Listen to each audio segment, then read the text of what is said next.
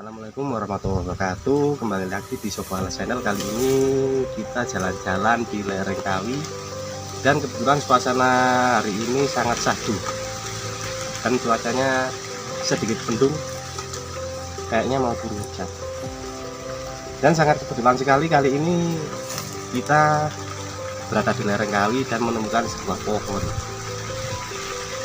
Dan pohon tersebut namanya indigo vera, yaitu berupa tumbuhan yang jarang dijumpai oleh warga sekitar, yakni pohon tersebut bisa dinamakan pohon uang.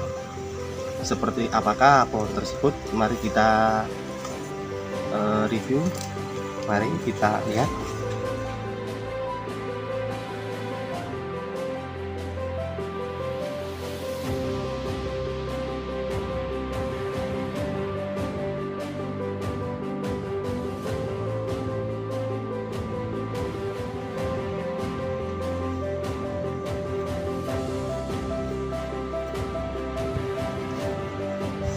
Ya saudara, seperti ini contoh buah indigo vera, dan ada bunganya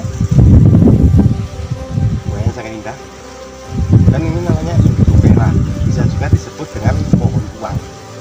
Kenapa bisa disebut pohon uang? Karena pohon tersebut kalau dimanfaatkan para peternak, tapi jangan salah paham dulu, kalau dimanfaatkan oleh peternak kambing ini bisa dikasih makan ke kambing, lalu kambingnya dijual, makanya disebut pohon uang.